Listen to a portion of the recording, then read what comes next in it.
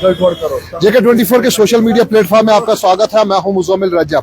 अभी हम पुलवामा के मेन मार्केट में मौजूद है, जहां पे हमारे साथ जो साबिका चेयरमैन म्युनिसिपल काउंसिल पुलवामा के हैं वो हमारे साथ मौजूद है। इनको पूछे, आज इनसे बात करेंगे और इनसे यही पूछेंगे कि जो इन्होंने डेवलपमेंट के हवाले से बात करनी है, क्योंकि अगर देखा जाए जो पुलवामा की ब्यूटिफिकेशन है कितनी इनके दौर में हुई है, उस हवाले से मैं आप इनसे भी बात करेंगे।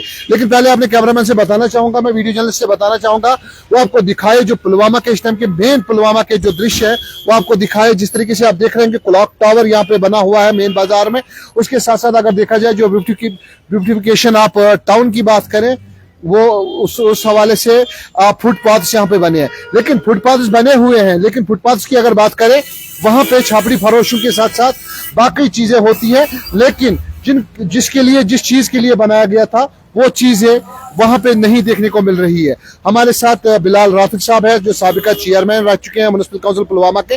बिलाल साहब, सबसे बड़ा सवाल अगर पूछा जाए, क्योंकि आप साबिका चेयरमैन भी रहे हैं तो इस टाइम पे आप पीडीपी के साथ भी है, तो वाइस प्रेसिडेंट पीडीपी के भी है, तो मुझे बताइए अगर देखा जाए तो ब्यूटिफिकेशन ऑफ टाउन की अगर बात करें कितना आपके दौर में हुआ और इस टाइम कितना करने की ज्यादा जरूरत है?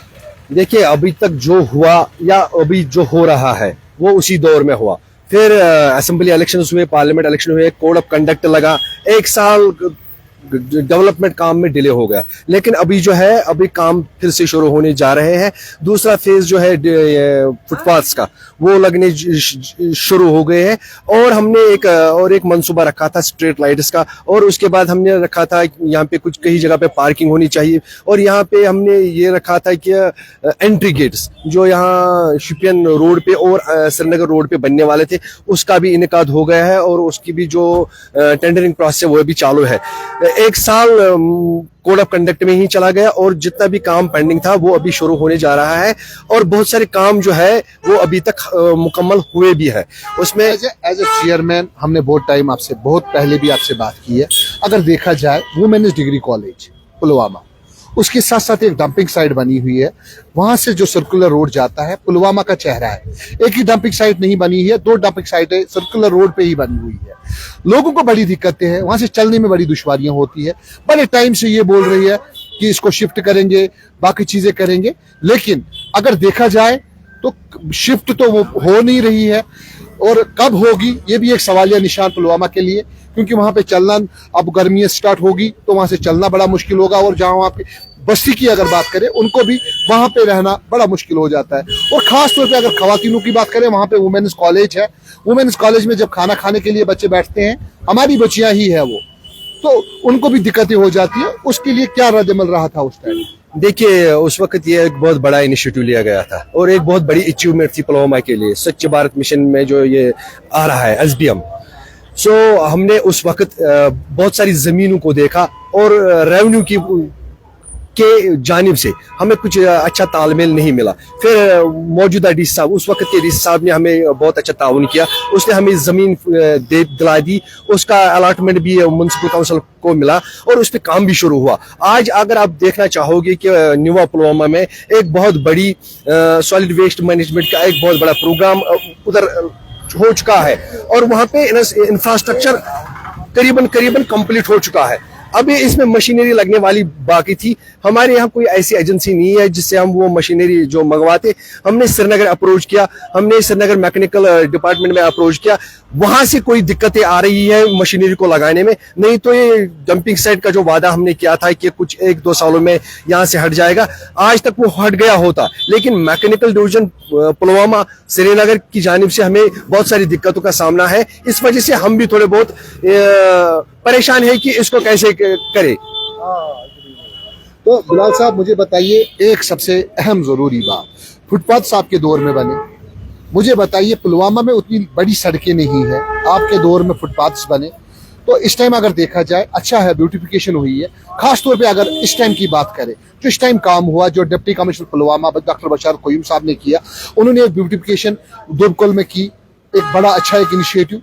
लेकिन हमारी जिम्मेवारी बनती है उसको साफ पाक रखना, लेकिन हम वो करते नहीं है। हमारे घरों तक म्युनिसिपैलिटी की गाड़ी आती है, लेकिन हम उसमें कूड़ा करकट नहीं डालते हैं, बल्कि नदी नालों में हम कूड़ा करकट डालते हैं, तो वो भी हमारी इखलाकी जिम्मेवारी है। मुझे बताइए, पुलवामा अगर देखा जाए तो बड़ा कंजेस्टेड रहता है, तो इन फुटपाथों की क्या जरूरत है? देखिए, हमने इससे पहले भी कहा है कि बहुत सारे बयानों में ऐसा कहा है कि हमारी जो सारी इंटीरियर रोड्स है जो हमारे मलिकपुरा से गुजरते हैं, डांगरपुरा से गुजरते हैं, या चाटापुरा से या पृथ्वी से गुजरते हैं, हम चाहते हैं कि अगर वही वाइड हो जाए। अगर हम मेन मार्केट की बात करेंगे, अगर हम इसमें वाइडिंग करेंगे तो बहुत सारे नुकसान खदशे में है, और बहुत सारे दुकानों को, मतलब मेरे हिसाब से बहुत सारे रोजगार जिन्हें मिल रहा है अभी, वो बेरोजगार हो जाएंगे। इसके लिए हमने एक प्रपोजल रखा था डी साहब के सामने। अभी भी मेरा एक प्रपोजल वहां पे है। लास्ट टाइम मैंने एमएलए वहीदुर रहमान पर्रा साहब की एक ड्यू लेटर ली थी बशारत साहब के पास में। उसमें बाज़ाब्ता इस बात का ये खदशात किया गया है कि किस तरह कैसे किन रोडों को वाइडिंग की जा सकती है और उससे कितना इम्पैक्ट पुलवामा पर पड़ सकता है। मैं आपको यही बताना चाहूंगा कि बहुत सारे ऐसे इंटीरियर रोड्स है जिनकी वाइडिंग जरूरी है। ऐसे रोड है जो जो पैरेलल इस मार्केट के पैरेलल चलते हैं, और उससे रोजगार के भी बहुत सारे मौके फराहम हो सकते हैं आजकल की जनरेशन को। लेकिन अगर देखा जाए शाम की अगर बात करें, शाम को अगर यहाँ चलेंगे तो अगर एम्बुलेंस भी निकलती है बड़ी दुश्वारियां हो जाती है, चलने में बड़ी प्रॉब्लम्स होती है। क्योंकि अगर देखा जाए ऑटो वाले बाजार में खड़े होते हैं, उनको कोई बोलने वाला नहीं है कि आपसे निकलो। अगर पुलिस डिपार्टमेंट बाजार में ना हो तो पुलवामा में चलना बड़ा दुश्वार होगा। इस हवाले से क्या बोलना चाहेंगे? देखिए, मैं यही कहना चाहूंगा कि ये हमारे लिए बदकिस्मती है। म्युनिसिपल काउंसिल पुलवामा ने ऑलरेडी टेंडर आउट किए हैं सोर्स आउट करने के लिए, वो क्रेन, वो पार्किंग वगैरह उन्होंने सोर्स आउट करने के लिए टेंडर आउट किए हैं, लेकिन अभी तक उसमें कोई शमूलियत नहीं हो रही है। नहीं तो अगर प्राइवेट ये कोई ठेकेदार आता है और वो इस क्रेन को अपनी जिम्मेवारी पे चलाता है तो हम उसको ठेका देने के लिए मतलब पाबंद है कि उसको देंगे, बट कोई आता ही नहीं है। हमने बहुत कोशिश की थी कि ये टेंडर आउट हो जाए, लेकिन उसमें कोई पार्टिसिपेशन ही नहीं हो रहा है अभी। ये मुझे लग रहा है कि ये एक बहुत बड़ी दिक्कत है, और यहाँ पे ऐसी कोई पार्किंग भी नहीं है जहां हम देखेंगे कि लोग अपनी गाड़ियां रखें, तो ये भी एक बहुत बड़ी दिक्कत है हमारे लिए। तो बिल्कुल आपको बताना चाहूंगा, पहले आपको बताना चाहूंगा हमारे साथ जो है, अगर फेडरेशन की बात करें तो हमारे साथ फेडरेशन के जो वाइस चेयरमैन है वो भी हमारे साथ मौजूद है, फयाज साहब। अगर पुलवामा की बात करें, पुलवामा में इस टाइम पे सबसे बड़ी प्रॉब्लम अगर देखी जाए तो यहाँ पे डंपिंग साइट की है। लोग चाहते हैं कि वो डंपिंग साइट वहां से चेंज हो जाए। उस हवाले से क्या बोलना चाहेंगे? देखिए, as a trader and as a citizen, हमने भी जब भी हमें मौका मिला इस डंपिंग साइट के बारे में हमने डिस्ट्रिक्ट एडमिनिस्ट्रेशन पुलवामा को भी आगाह किया। उनसे बार बार ये रिक्वेस्ट की कि इंसानियत के लिहाज से इसको वहाँ से हटा दिया जाए, क्योंकि वहाँ के जो रहने वाले लोग हैं वो काफ़ी हद तक इससे मुतासर हो चुके हैं।